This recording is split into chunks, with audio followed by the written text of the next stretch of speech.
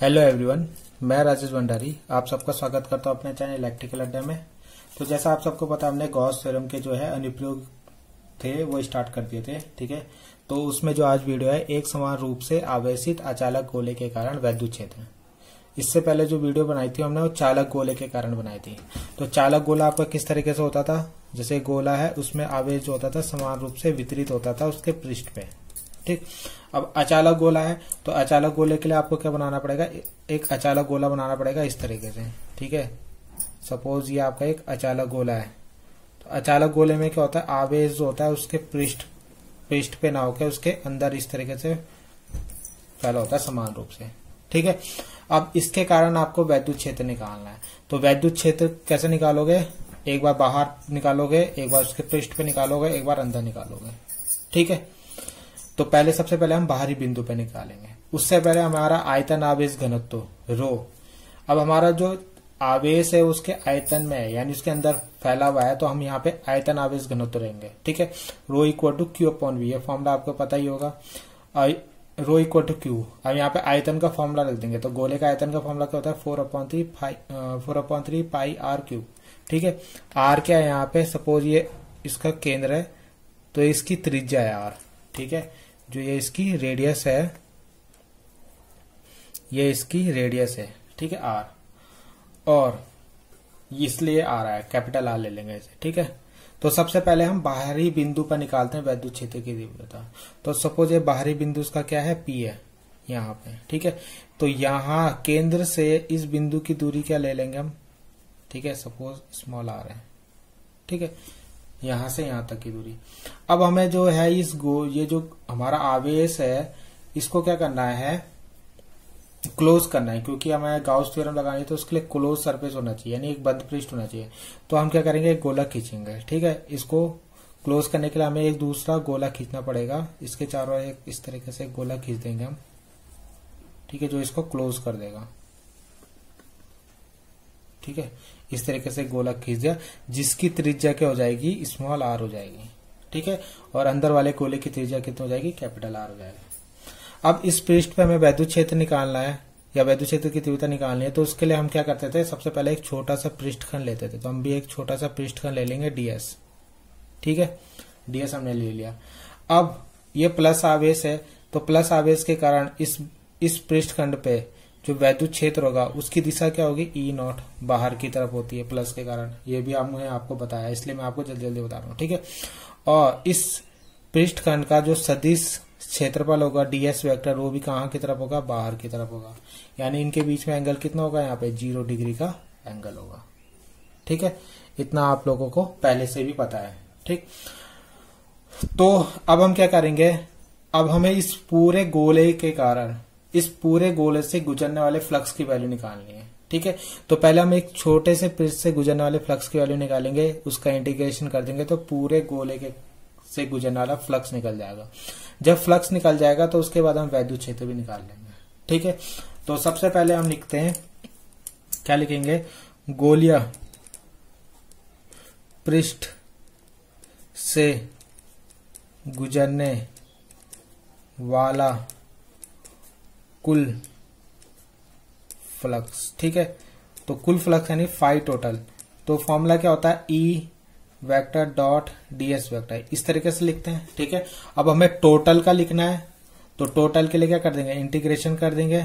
ठीक है, एस लिख देंगे इसे, और क्लोज है तो क्लोज का सिंबल बना देंगे। ठीक है, अब हम इसको एक और तरीके से लिखते हैं, क्या लिखते हैं, E D S cos theta. ठीक है, अब यहाँ पे थीटा जो है, यहाँ पे इन दोनों के बीच का एंगल होता है तो वो कितना है, 0। तो cos 0 बराबर कितना होता है, 1। ठीक है, और इसको ई नॉट लिख लेते हैं। ठीक है, क्योंकि हमने ई नॉट लिया है। तो इनके बीच में एंगल क्या है, 0 है, तो इसकी वैल्यू 1 हो जाएगी। तो ये क्या बन जाएगा आपका, ये बन जाएगा ई नॉट।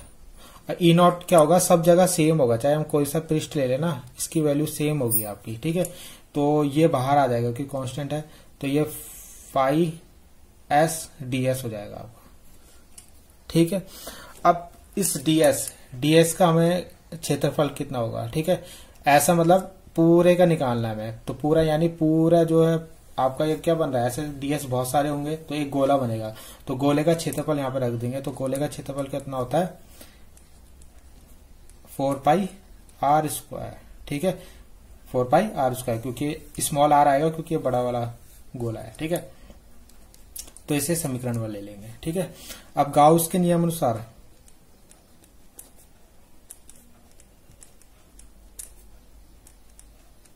तो गाउस के नियम अनुसार फॉर्मूला क्या है, जो टोटल फ्लक्स होता है वो Q/ε0 के बराबर होता है।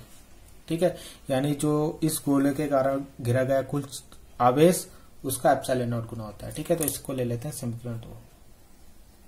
ठीक, अब समीकरण 1 व 2 से बराबर समीकरण 2 रख देंगे। ठीक है, दोनों को इक्वल रखें, तो यहाँ भी 5 टोटल है, यहाँ भी 5 टोटल, तो इसका मतलब ये दोनों भी इक्वल होंगे।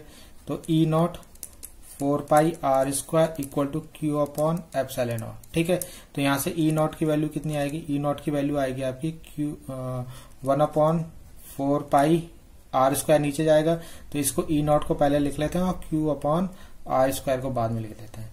तो यही इसकी वैद्युत क्षेत्र की तीव्रता का फॉर्मूला आ गया पॉइंट P पे। ठीक है, तो बाह्य बिंदु पे इतना आपका वैद्युत क्षेत्र होगा।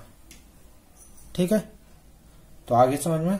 अब हम निकालते हैं इसके पृष्ठ पे। ठीक है, पृष्ठ कहां पे इसका, ये इस गोले का पृष्ठ कहां है, यहाँ पे। ठीक है, तो पृष्ठ के केस में क्या होगा, पृष्ठ में क्या होगा आपका जो स्मॉल आर हो ना वो आपको कैपिटल आर के बराबर ले लोगे। ठीक है, यानी ये जो पृष्ठ पर अगर हमें निकालना है तो जितना स्मॉल आर होगा उतना ही कैपिटल आर, यानी दोनों को इक्वल रख देंगे। ठीक है, यानी स्मॉल आर की जगह कैपिटल आर रख देंगे, तो E0 कितना हो जाएगा, क्योंकि आप इसकी जगह आप ये वाली रेडियस लोगे ना आर, तो ये क्या हो जाएगा 1/4πε0 और Q/R²। ठीक है, तो पृष्ठ पे आपका इतना वैद्युत क्षेत्र की तीव्रता की वैल्यू आएगी। ठीक है, तो पृष्ठ पे आप स्मॉल आर की जगह कैपिटल आर रख दोगे बस। ठीक है, अब हम थर्ड केस देखते हैं। इसके अंदर यानी ये जो हमने गोला बनाया था इसी के अंदर हमें क्या निकालना है, वैद्युत क्षेत्र की तीव्रता निकालनी है। ठीक है, तो उसके लिए हमें दोबारा डायग्राम बनाएंगे। तो अब हमें निकालना है आंतरिक बिंदु पे। ठीक है, तो फिर से हम एक अचालक गोला बना देंगे। ठीक है, तो इसमें मैं कम प्लस बना रहा हूं। ठीक है, तो ये हमने एक अचालक गोला बना दिया। अब इसके आंतरिक बिंदु पे सपोज हमें यहाँ पे निकालना है वैद्युत क्षेत्र।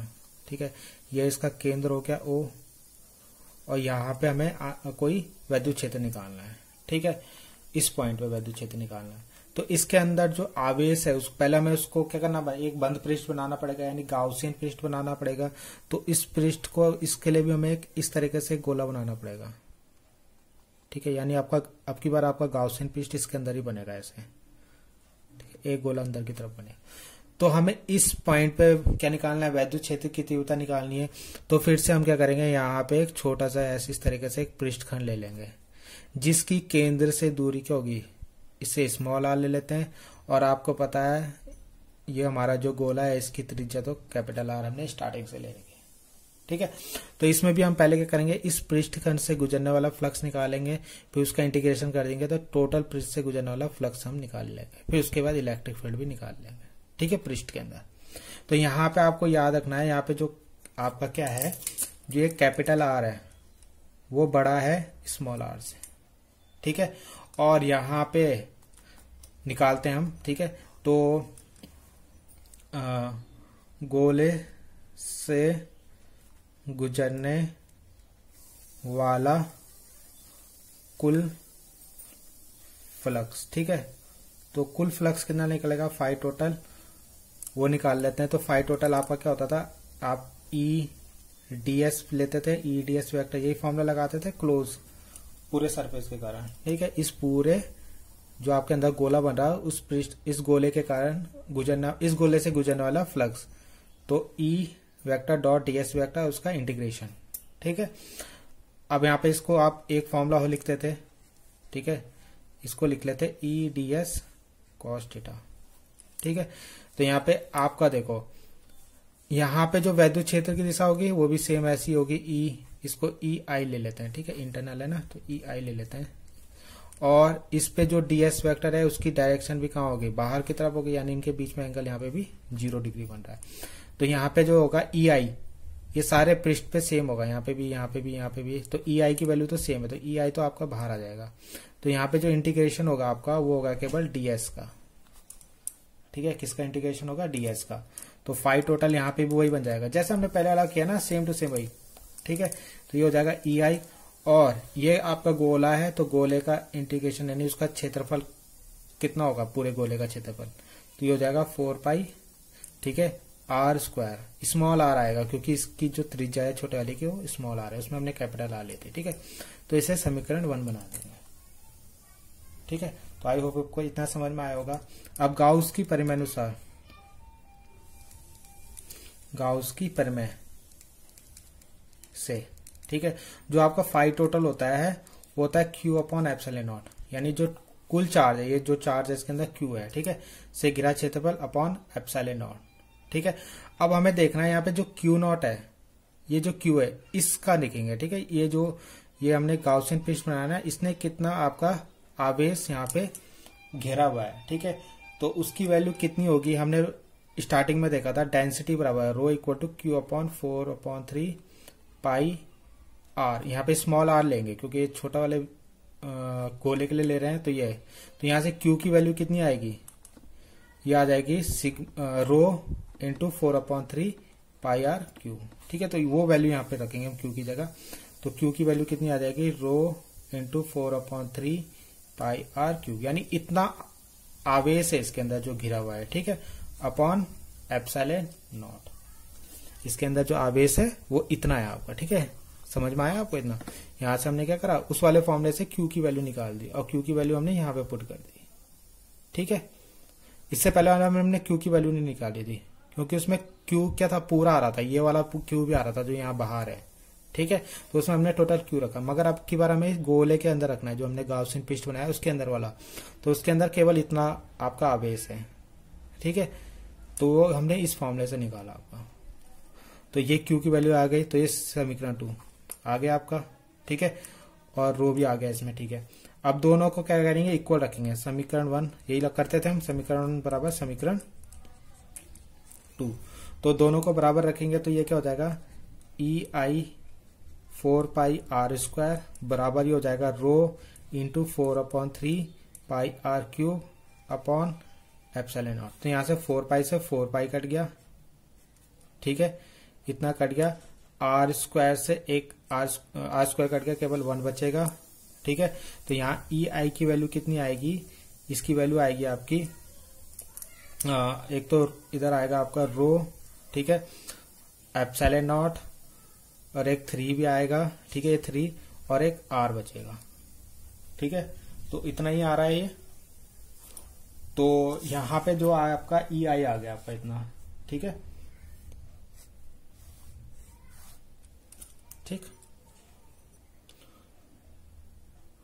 तो ये आपका क्या, आंतरिक बिंदु पे वैद्युत क्षेत्र की तीव्रता का फॉर्मूला आ गया, ठीक है। एक चीज और है, यहाँ पे हम यहाँ पे रो की वैल्यू भी रख सकते हैं।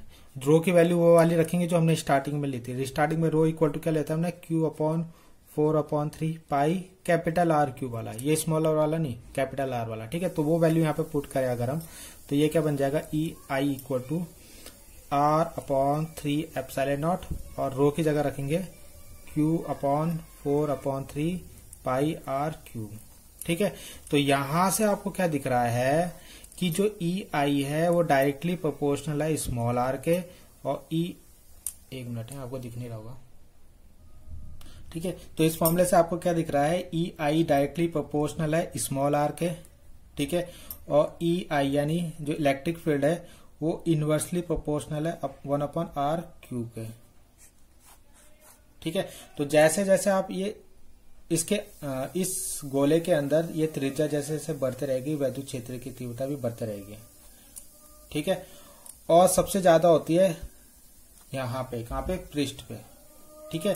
तो जब से जैसी पृष्ठ पे पहुंचेगी तब सबसे ज्यादा वैद्युत क्षेत्र की वैल्यू होती है, और जैसे जैसे फिर आपका ये आर बढ़ेगा, इससे पहले वाला जो हमने निकाला था, जैसे जैसे फिर आर बढ़ेगा, जो हमने स्टार्टिंग में ई नॉट निकाला था बाह्य बिंदु के लिए Q/r स्क्वायर, ठीक है। तो जैसे जैसे आपका ये आर बढ़ेगा, ये आर कौन सा है, बाह्य बिंदु वाला है, ठीक है। तो जैसे जैसे आर ये बढ़ेगा वैसे वैसे वैद्युत क्षेत्र की तीव्रता कम होती है, यानी बाह्य बिंदु आपका जितना दूर होगा, ठीक है, ये जो आप बाह्य बिंदु हम ले रहे थे जितना दूर होगा, ठीक है, जैसे गोला है तो इसके बाह्य बिंदु था ना, तो ये जितना दूर होगा उतना कम वैद्युत क्षेत्र होगा। और इंटरनल क्या होगा, जितना ज्यादा ये त्रिज्या होगी उतना ज्यादा वैद्युत क्षेत्र होगा। तो एक ही चीज याद रखना, केंद्र से जैसे जैसे आप दूर जाओगे वैद्युत क्षेत्र की वैल्यू बढ़ती रहेगी, फिर ये पृष्ठ पे सबसे ज्यादा होगी और फिर पृष्ठ से जैसे जैसे दूर जाओगे फिर कम होती रहेगी, ठीक है। तो आई होप आपको इस समझ में आया होगा। थोड़ी लंबी सी वीडियो थी ये, ठीक है, मगर बहुत ही ज्यादा इंपॉर्टेंट है जो आपके एग्जाम में आती है, तो इसको जरूर कीजिएगा। Thank you.